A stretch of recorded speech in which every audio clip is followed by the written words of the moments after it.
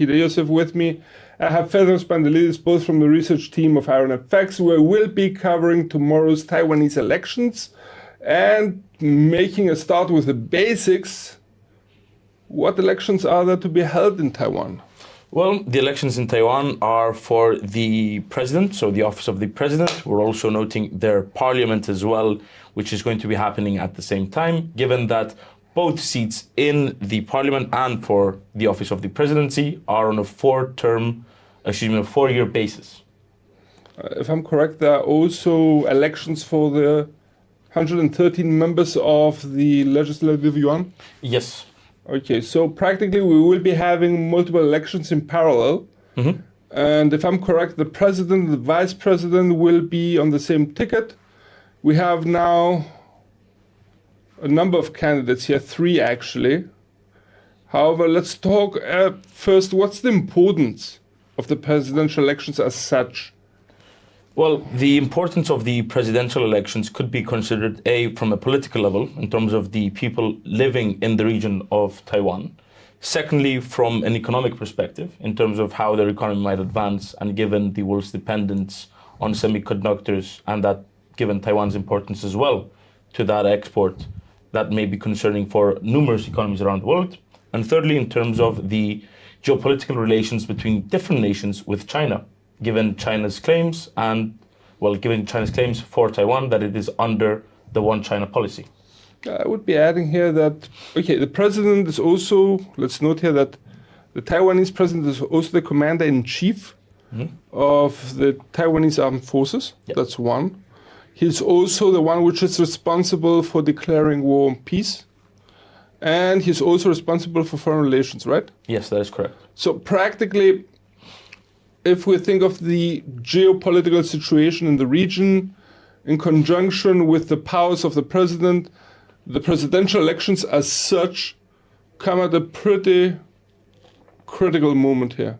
Well, considering China's recent assertive policies in terms of crossing the unofficial median strait between China and Taiwan, it appears to be at a crucial point in terms of the geopolitical sphere, I'd say, in Asia. One, you have the confrontations between South and North Korea.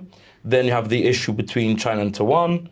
Then one could say China's claims last year with the Nine Dash Line could be creating some friction between China with Malaysia and the Philippines. So Taiwan's election comes at a very crucial moment in terms of the geopolitical events. Yes. Yeah. And the procedure of the elections as such, if I'm correct, you don't have to have a full majority of over 50% for an election. No, I think it's the greatest participation. So let's say, for example, the current ruling party, the DDP, gets 43%, then the Kuomintang or KMT gets 35%, and then the TPP, Taiwanese People's Party, gets around 15%, for example. It would be the DPP that would win the election. So it's simply a majority of the votes. So it's first past the poll? Yes. Okay. So we have candidates, we have 3 candidates here. Mm-hmm. The first is the current vice president, which is Lai Ching. He is standing practically for DPP, the Democratic Progressive Party, which is in power right now. Yep. And we have Hu Yo-i, which is of the Kuomintang Party. And then we have Ko Wen-ye of the TPP, the Taiwan People's Party. Yes. And the question here is practically about the polls. I understand that the polls are practically suggesting this turn of candidates. Well, it suggests that the DPP is in the lead. Now, we should note that the last poll was on the 3rd of January. Per the government's regulations, no new polls are allowed to be announced or, I think, taken 10 days before the election. As such, the most recent polls that we have were taken on the 3rd of January, in which the DPP was projected to win by roughly 3 to 11%, which you can understand is a very wide margin. It's either going to be very close or they could win by a landslide. So practically there's a wide degree of uncertainty in the elections as such. However, the DPP seems to be leading the way either narrowly or with a wider margin. Those two scenarios appear to be predominant at this point in time, yes. Okay, what are the key issues? Well, we should note that the KMT is Taiwan's longest ruling party. So it has existed since, I think, the majority of political parties in the entire of Asia, if I'm not mistaken. So they have a significance as it was them who also had a consensus in 1992 with China in terms of the one China with different interpretations. And both sides agreed that there was one China, but the KMT assumes that there are two different interpretations. So one China, but with two systems, whereas the PRC interprets it simply as one China. So it's worth noting that the KMT has a historical significance to the certain region and relations between China and Taiwan. Now, in terms of the current implications, well, we could take it from either a political, we could take it from an economic or a military. I think it'd be more prudent to take it from the economy first. Yeah, but before we move on to the economy, let's stick a little bit to this point. It's a key difference between the two parties. We have the Kuomintang party, which is considered to be actually more China-friendly, while I would say that the DPP is more independence-friendly. And it was characteristic that incumbent President Chai practically did not recognize the consensus as such, is more oriented towards an independence of Taiwan, and actually that may be spelling trouble for the relationships of Taiwan and China should the DPP be actually able to win the elections. So I think that would be one issue which we have to keep an eye out and could have ripple effects beyond Taiwan and international relationships, etc., etc. I would agree with you on this point, as yesterday China said that there was a severe danger to the relationship in the Taiwan Strait should the DPP win the election.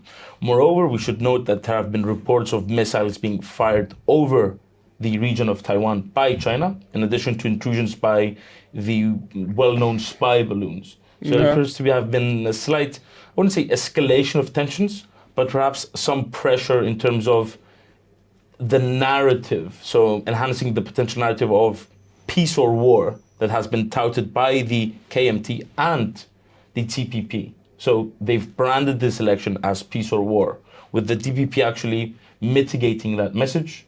It appears that China may be trying to perhaps influence some undecided voters at this point in time. Yeah, actually I would see that coming. So more or less I would expect China in one way or the other to exercise some pressure, as could also the US do. But I think that most parties, not all three candidates actually, tend to agree that there has to be some peace and stability in the Taiwanese Straits between China and Taiwan. So that would be a common point. On the other hand, I would be noting here that we may be seeing an opposition party which, okay, it was interesting how practically Mr. Hu had stated in the past few days that, okay, if we continuously say no to China, no to everything, then there is no real margin for negotiation between China and Taiwan. Okay. So that's an issue which is going to be more or less expressing the, I would dare to say, the stance of Mr. Hu should he be elected. I would expect him to actually pursue, I wouldn't say tighter, but a restart, a substantial restart of the negotiations. So warmer relationships with China if the KMT is elected into power, whereas should the DPP be elected again for a historic third term of the government. So in terms of the political parties, it appears that no party has survived more than 2 terms consecutively as the quote-unquote leaders of Taiwan. So should the DPP be elected, then we may see perhaps increasing hostilities between China and Taiwan? Could be. Or at least a freezing of the relationship. But at some point I would be noting here that more or less we have, okay, the statistics are there. Okay. As you have mentioned, no party was able to win 2 consecutive governments, maybe with the exception of Kuomintang, but that was way in the past. And on the other hand, though, statistics are there to be broken, yeah? True. So it could go either way. Indeed. I would also be noting here that we have more or less, in my opinion, should Kuomintang be able to elect the president, a win of China. On the flip side, should the DPP win, we may see the US reinforcing their position in the area. Because of concerns of the island chain policy that the US has. Yeah, the island chain policy is already there. Now, I would be very interested to see the allocation of the parliamentary seats, because we've been saying an election for the KMT or DPP, and assuming that it's one or the other. But what if the DPP wins narrowly, and then you have the KMT in second place, with the TTP potentially gaining some seats? I mean, it's a parliamentary system. So you have 73 allocated seats, and you have 34 seats at large. Well, essentially, the DPP has 63 at this point in time, KMT has 38, and TTP has 5, with 6 being allocated to the the indigenous population. What if it's less? What if the KMT with the TTP roughly equal that of the DPP? Or surpassed it? It's going to be a big question. And it's going to be a question mark how the TPP will be performing in the elections. Mm-hmm. Because we have mentioned that presidential and parliamentary elections are running at the same time. And I think that may more or less provide some additional support for the TPP. And the main reason I'm saying this is because we have the TPP actually standing on an anti-establishment platform, which is very appealing, especially for young voters. So that may more or less add more prestige and more seats at the end of the day for TPP.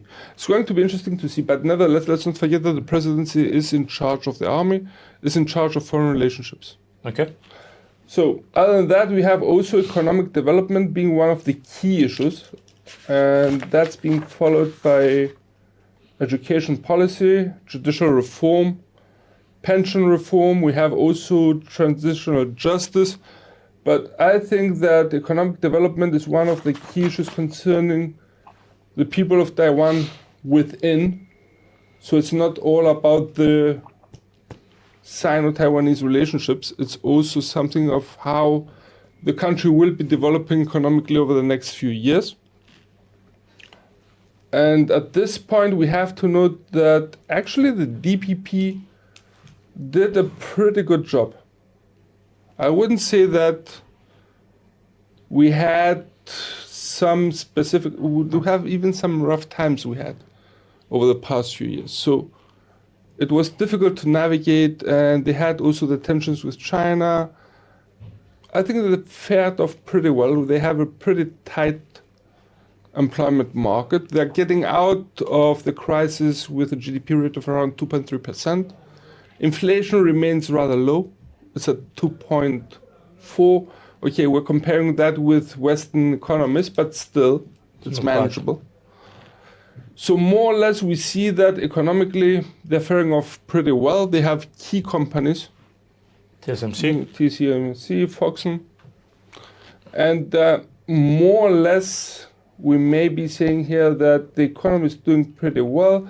The big question here is whether there's going to be a little bit more social justice in the spreading of the wealth, and whether the health reform is going to be picking up pace. That's another big question, where actually the Kuomintang has exercised substantial criticism to the existing government that it had failed to actually deliver what was promised. On the other hand, the DPP is saying we're getting there. Okay, we haven't made it just yet, but we are getting there. So vote for us once again, so we do get there. The issue is with the DPP, though. Isn't China Taiwan's biggest importer? So the greatest amount of trade is between Taiwan and China. So China is also one of the biggest investors in Taiwan. So doesn't the political implication also translate to economic? So couldn't you It mix could. both? So in terms of, let's say, yes, the DPP has been doing perhaps, I'd say, a good job over the past few years with the GDP rate expected to increase by 3% in 2024. But if most of that trade is with China, and China is not pleased with who the people have elected and decide to perhaps impose a trade embargo, let's say, wouldn't that directly impact the economy? Yeah, okay, trade embargo would be far-fetched, but still there would be repercussions on the economic level, yes, and that would be an issue So that could play to the KMT's. in favor of KMT. Yeah. The other issue, which, look, let's make it as plain as possible. If the DPP actually gets elected and they start rearming, that's going to be an issue. Definitely it's going to be an issue, and definitely that's going to have repercussions from China, as China has already warned. And that's definitely going to be an economic level. In my opinion, okay, there has been wide discussions among analysts on whether there's going to be war, whether China will be invading Taiwan or not. I think that's a little bit more remote. Actually, I think that the moment for invading Taiwan from China has come and gone. We are beyond that. But there are analysts which mentioned that the possibility is still there. There are also 2 months, according to military strategists, that could be optimal for an invasion by China into Taiwan. And those are the months of, if I'm not mistaken, April and October. Given that in the event of a potential, and at this point, indeed far-fetched idea of an invasion, China would have to transport troops, equipment, over 100 miles of open water with a naval force. And the current situation, etc., makes it optimal for 2 months of the year. Therefore, if we do see an escalation, perhaps we could have some foreshadowing or a forewarning before any such event. Okay, when we're talking about a possible escalation here and a possible military operation from China and Taiwan, the question is, what will be the reaction of the US? The reaction of the US? Well, my own personal opinion, the fact that the US is only now trying to increase their domestic chip production makes Taiwan a valuable ally to have, at least for now. Given that we're dependent on 80% of the world's semiconductors from Taiwan, losing it to an adversary such as China would be a national security issue, potentially, for the US, the EU, and multiple other nations around the world. So if we do reach to that point, then we may see more of a, I wouldn't say, well, it could be similar to that of Ukraine, perhaps training, weapons, and so on. But I'm not sure if, troops, etc., etc. but I don't think we'd see, to say, US boots on the ground. Okay. And on second note here, it would be interesting to note how this would be playing out in the semiconductor reliance. It's a big issue. It has become a big issue, especially in the US-Sino rivalry. I think it was characteristic how the US have banned exactly the export of advanced chips to China from the US. And they're exercising also pressure on the Dutch company which makes the machines to actually produce the chips. But the Chinese have, I think, displayed some resilience on that issue, in the sense that they were able to at least develop partially their own chip. Okay, it may not be of the latest technology, but seems to be working. And the question is whether they can manufacturing it on a wide scale or not. That's another big issue. Given China's status, I think they could, eventually. I think the question is not more if China could, is whether the US would be willing or is able to in a shorter time period than China. I think the US is more reliant on Taiwan rather than China on essentially the rest of the world for its chips. I think China has some sort of, at least to some degree, an insulation based on its own domestic manufacturing capabilities, whereas the rest of the world doesn't. So I think it's more of a concern for the European and the Americans rather than China's view.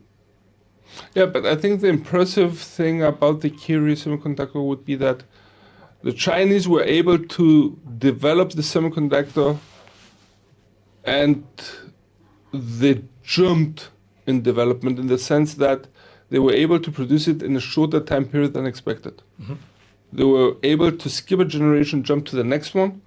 And I think that was a surprise for US analysts in the sense that they weren't expecting such a move from China for the next 5, maybe even 10 years. So essentially, they're exceeding expectations, and at this Yeah. rate, it may be a concern.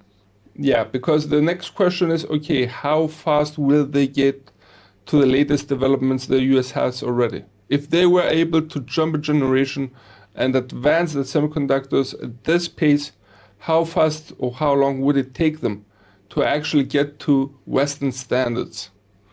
And we're talking about high standards. But I think that the US-Sino relationships here, okay, they're souring at best. Yeah. There's a wide uncertainty though with the US elections. We have mentioned the possibility of a military operation in April or in October. By the way, October is pretty close to the US elections in November. And I would expect Taiwan to become one of the key issues negotiated or at least discussed, debated among candidates for the presidential elections, the US presidential elections 2024. Since we've opened that door now, I think there are two options for US president. One is either the incumbent president, Joe Biden, which is, unless something occurs, to win the nomination for the Democratic Party, and then you have former President Trump leading the polls at around 60% for the Republicans.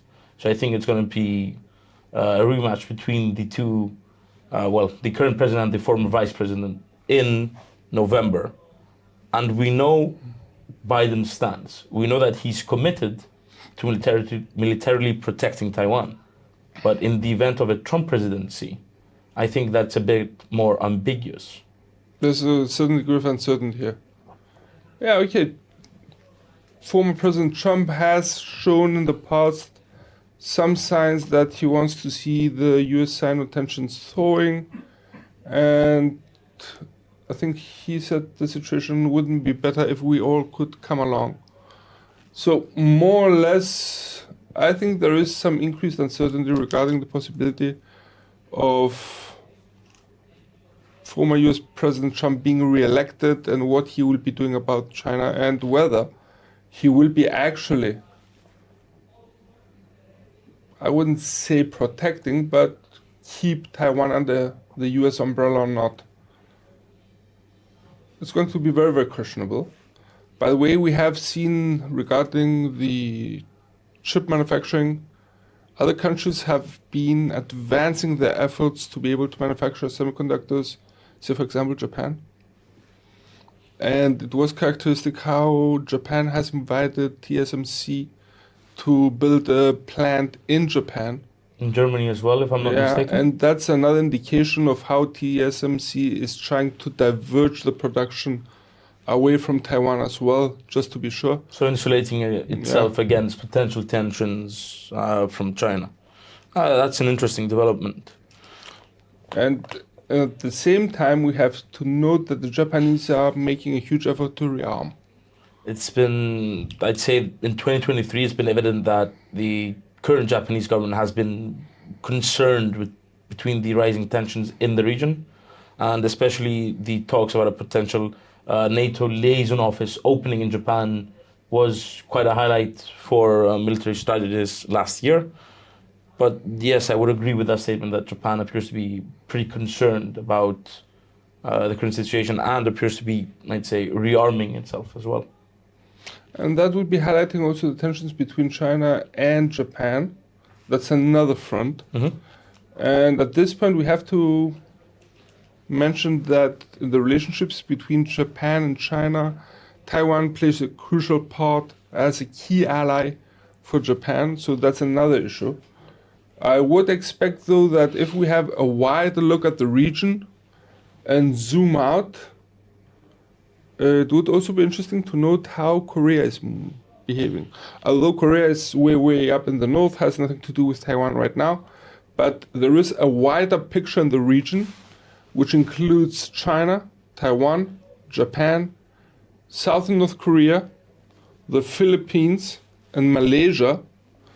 All of that is being combined by the 9-dash line. Yes, the 9-dash line was a map released by the Chinese government last year, in which it is essentially 9 dashes, which currently infringe on the economic exclusive zone of certain nations such as Malaysia, the Philippines, Japan as well. So that appears to have increased tensions between China and its neighbors in the past year or so, as it essentially infringes on their own territorial claims.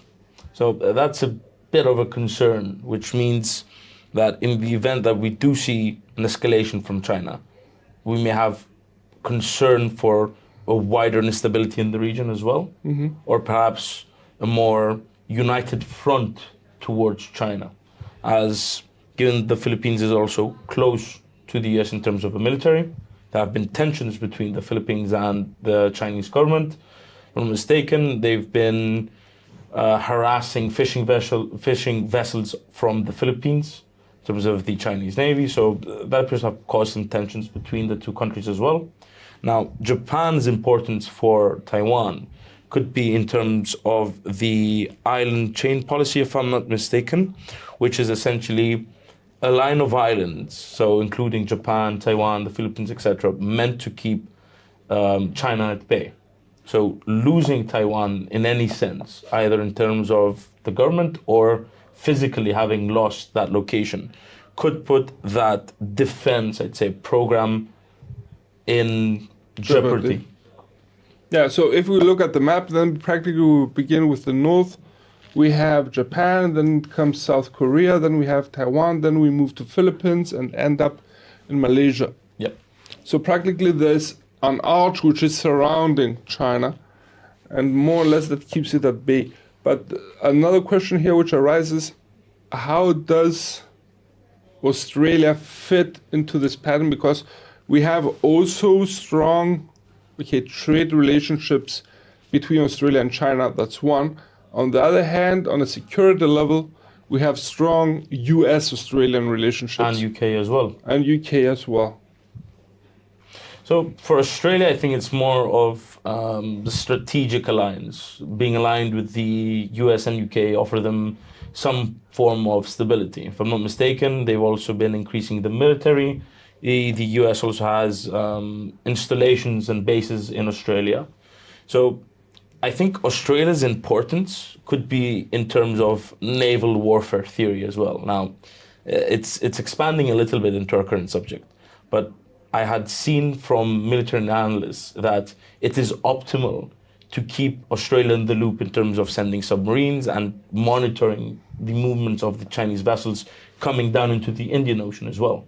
So Australia plays a vital role as a supply hub for the military. So you can have bases, equipment, etc.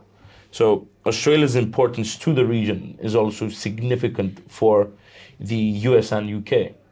And given their economic reliance on China, it places them in a very difficult position. Because if you're dependent on China for your exports, and then you have increasing hostilities with your main strategic partner, so the US and the UK going against China, then who do you pick? Okay. When does it come to play? Do you protect your quote-unquote sovereignty in terms of military? Or do you look after your economy and perhaps move away from your traditional allies? That's another question. However, if we have a look at let's have a look at the reverse side. Say, for example, the Chinese, yeah? Yeah. We have the Chinese, we have a slowing GDP rate. Mm-hmm. So the economy is slowing down. It's characteristic how the PMI figures have shown over a number of months now how Chinese manufacturing sector is struggling to keep up with economic activity. And that may be another factor behind any hesitancy on behalf of China to actually interact militarily. It does not afford any more frictions, I think. So that's one sector which we should keep in mind. On the one hand, okay, definitely the Australians do not want to interrupt their trading relationships with China, given that they're exporting a wide number of raw materials, say for example copper, iron ore, coal to China. On the flip side though, the Chinese themselves, I do not think they can afford, say for example, any further sanctions. And that would be a big issue for them. I'd agree with you, because I think now based on I'd say the thawing of relationships between the US and China. So for a period of time, I'd say that they were essentially frozen in time, so to speak. But now it appears that they're warming up, perhaps due to the PMI figures and in terms of China's economy not doing as well as expected after reopening since last year. It may be a concern. I'd agree with you that I think China's economy couldn't stand, it would be very difficult for them to fund a long-term war against the US and its allies. If it was simply Taiwan without a risk of a potential intervention by a foreign power, then perhaps we would have had a different conversation at this point. But based on what we're seeing from China and the fact that there is a wide risk for this escalating into a regional war, I'd say that their current economic situation may prohibit them from taking a military action for now. There's one question mark here. And that question mark is practically rooting all the way back to Ukraine. How it's a little bit far-fetched, but there was an important lesson learned by the West from the Russian-Ukrainian war. And the fact was that Russia, despite the sanctions, seems to have found a way to function. True. And in that sense, the Russians were, or at least are, able at the current stage to maintain a war of attrition maybe for the next 12 months.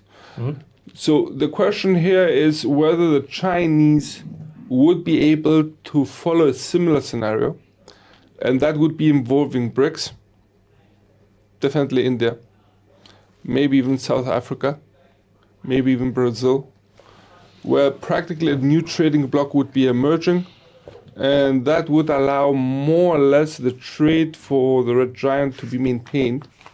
Maybe not in the degree as it used to be, but definitely to some bearable degree. On the other hand, we do seem to see the ruling of the Communist Party in China as being rather monolithic. That may be more fragile than what we think. Should there be a substantial economic downturn, there may be not enough trust of the people to the regime as such. So that's another big question here. So it's not only about China's external policies, but it's also a question of internal well-being. Let's not forget that the Chinese Communist Party wants now to spread the wealth across its population, have a more equal balance, and not a divergence in the wealth of the population where we have a very few which are richer and the mass remains rather poor or middle class. We have an emerging middle class in China which is not exactly interested in the war. So all of that counts. And I think those are the main deterrents for the Chinese to actually go to war. So essentially you're placing much emphasis on the economy and that they may be more likely to look at their own domestic issues before considering potential invasion of Taiwan. Yeah, practically what I'm saying here is that the Chinese would invade Taiwan if it would be swift and with low repercussions. But that does not seem to be the case. No. And let's not forget that strategically speaking, Taiwan is rather easily to defend. On the flip side, the Taiwanese cannot exactly escape China as such. So they have to live together, one way or the other. And a modus vivendi will have to be found here. It's going to be interesting to see how that plays out, especially should the DPP be elected. I think we're going to be seeing some repercussions, as we have mentioned earlier, from China on an economic level at least. I think I also would agree that the DPP may place, a possible election of the DPP could result in China's retaliatory measures being more of an economic level. I'm just slightly concerned about a potential show of military strength. I don't think they would actually invade at this point in time. I think they'd wait at least a few more years based on the economic reasons. But I think if the DPP wins this election, it could have lasting issues for Taiwan and in terms of their economy. I think a potential re-election of the DPP, and not simply winning, if they even get a greater majority of the electoral vote this time around as well, showing essentially China that there is an even lesser possibility for, I'd say, a pro-China party winning in the future, then we may see a switch in the stance of the PRC against Taiwan from more macro perspective. I think they could slowly chip away at Taiwan's economy in order to bring them back into the fold within the next decade or so. Why do not examine the contrarian scenario? Say, for example, let's assume that the mainstream scenario is the possibility of an invasion of Taiwan by China. Let's discuss the possibility of China, or at least consider the possibility of China actually out-investing Taiwan in its own game, buying out the island. So essentially putting more and more money into the economy, and then with economic migration of its people, shifting the political landscape in favor of China. Exactly. The political geography would be another issue, which it was characteristic how China played out Hong Kong. They started by investing in Hong Kong, increasingly investing, and then they started to demographically change the population of Hong Kong. And now we have a situation where the demography is practically favoring the unification of Hong Kong with China. I wouldn't be surprised to see not such a scenario exactly, but a similar scenario also playing out with Taiwan. And that's something which not even the US will be able to cut out. From a more macro perspective, it'd be very difficult for someone to prevent such a plan. Ambitious, I'd say, but still it's an interesting scenario. And long term. But the Chinese are well known to think deeper into time. They have the patience. They're working anyway with 5-year plans, so it could work that way. Anyway, another issue I would like to have a look here is we have mentioned the regional situation. I would also like to have a look here at the dependency of a more remote but key player for the global economy, and that would be the Eurozone. Okay. In the following sense, we have already a Eurozone which is in almost a recession, if not already in a recession. They have sanctioned the Russians substantially and practically boycotted the buying of Russian natural gas. And that has been causing the German economy, say, for example, to suffer. Now, should there be tensions between Taiwan and China, will the Europeans sanction China as well? Given that, let's not forget that one of the main trading partners of the Eurozone, especially Germany, is China. It's another question which is huge not only at a regional level but also on a global level, given the weight of the Eurozone's economy. Okay. Let's take it from Italy. Italy has withdrawn from the Belt and Road Initiative of China. Yeah. So they're trying to at least minimize their exposure to China. Now, on the other hand, you could see the Eurozone being more skeptic from the US. If they're expecting another Trump presidency, then I would not be surprised if we see the Eurozone trying to perhaps shift away or increase their own, say, independence from the US. So investing domestic, improving their own local economies, and perhaps decoupling from the United States of America and China gradually. So if we do see an escalation of conflict between China and Taiwan, I think it'd be very difficult for the Eurozone to entirely decouple or even place sanctions on China. I think we're too economically dependent on China as a trading partner to reach that level as we did with Russia. It's a bit of a risk, I'd say, to the economy of the Eurozone, at least for now. If we're talking from a more macro perspective, so let's say 10 to 15 years with a well thought out plan by the EU in order to increase our own domestic production, reduce our reliance on China and the US, then maybe the EU could take a more active role should tensions rise. But for now, based on Germany and overall the entire Eurozone's dependence on China, and we've seen the friction between the member states when discussing with China, the trade issue with China. I don't think they'd be one consensus as there was with Russia, because with Russia it's more of an immediate impact. They're close to home. They're right over the border from Ukraine.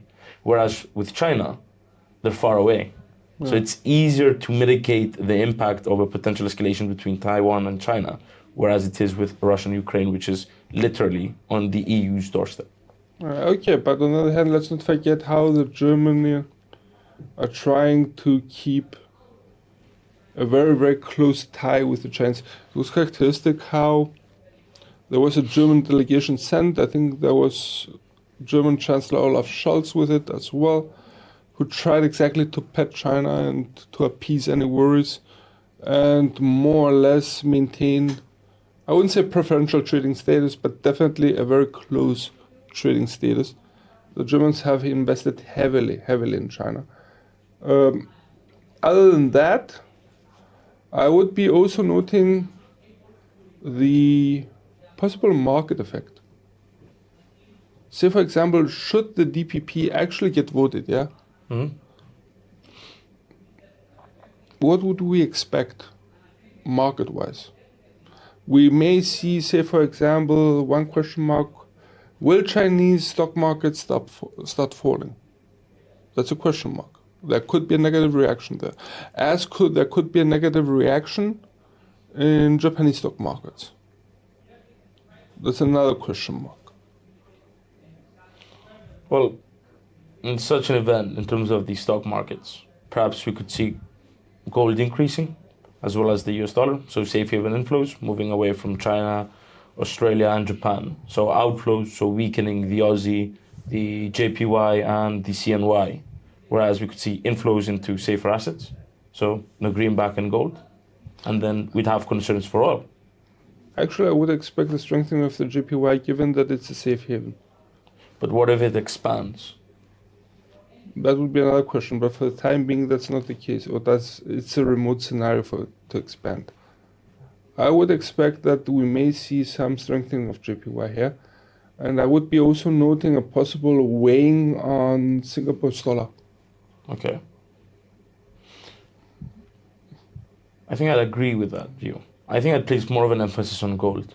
I think gold would benefit the most out of everybody, even the JPY. If you've got tensions between a superpower and Taiwan, and then you've got the risk of the US potentially going to war, then I'd say gold. Immediately gold. Perhaps even new all-time highs. Okay, let's talk about a pragmatic issue here now. I would be either way. The main issue about the elections, I think, would be how safe will the passage be through the Taiwanese Straits. I think that's the first impact on a physical level will be there, in the sense that should the DPP get elected, we may see the Chinese increasing aggressiveness, we may see more harassing of boats, of ships, of warplanes flying over, maybe increased naval exercises. Essentially a repeat of what happened when former Speaker of the House, Nancy Pelosi, visited Taiwan. Exactly. Yeah. And I think that would come very, very quickly. which may more or less, given the importance of the Taiwan Strait, we have to understand that I think I read a statistic somewhere that around 12 to 13% of global trade is passing through there. And should that be more or less become a riskier area, we have seen what happened to the Red Sea, that may be an issue on a global scale. Be interesting to see how that plays out if it does happen. Yeah, it's a question mark. On the flip side, should the Kuomintang party be able to elect a president? In that case, we may see an easing. I would expect also a more, I wouldn't say safe, but on the other hand, a more easygoing behavior regarding trade and a little bit more optimism. From both sides, so Yeah. from China and Taiwan. And I would be also expecting that from the US, despite the negative initial reaction, because exactly of the first island chain here, that may cause a negative reaction among US politicians.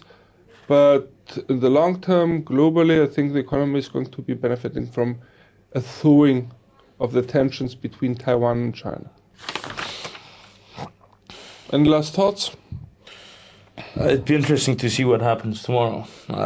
Whether we see the DPP winning, the KMT providing the markets with an upset, or perhaps the TPP gaining momentum. Now, we should also note... Actually, in the past few days after the last poll, we had some developments, right? With the Kuomintang having a slight scandal I or think something? there was an issue with the Kuomintang in terms of they were giving, during their election campaign, so their campaign trail, I think there was an issue with some of their voters. I haven't verified the source, so I think it's prudent not to entirely mention it, but in the event that it is true. From your research, let me interrupt you here. Quick question. Did you get a feeling of an intense polarization as well? When I was going through it, yeah, I felt like as if the Taiwanese society had started to polarize substantially. And I think that's going to be a wound which going to be troubling Taiwan for a number of years. I don't know if you had the same feeling. From what I saw and from what I've read, I'm feeling that there was a heightened sense of concern. I think people are either afraid or they're playing down the potential threat from China. It's one or the other. You have the people who are afraid that, if we vote the TPP again, then we might actually go to war with China. And given that the ruling party is considering raising the service, I think, to a year, that might be dissuading young voters, so voting for perhaps the opposition. And then you could have the DPP voters who are a bit more optimistic. I'd say that the possibility of a war isn't that real. It's possible that they're using intimidation or scare tactics, and that we've reached a point with our military that we may be able to defend ourselves. So perhaps I'd say it's concerning for both. You have two camps, one which is afraid of China, and then one which might be a bit too over-optimistic, if you're asking me. Okay. So I agree with your initial thought that there is a bit of a polarization within the Taiwanese society. Okay, so let's keep that as a closure. More or less, okay, definitely the DPP seems to be having the edge. Yes. One, should they win, most probably we may see some sort of reaction from China. So there may be an escalation, at least temporary, between the relationships, the tensions of the relationships between Taiwan and China. And possibly the US will be also somewhat involved in that. We hope that you found this report useful. From all of us here at Taiwan Effects, best wishes for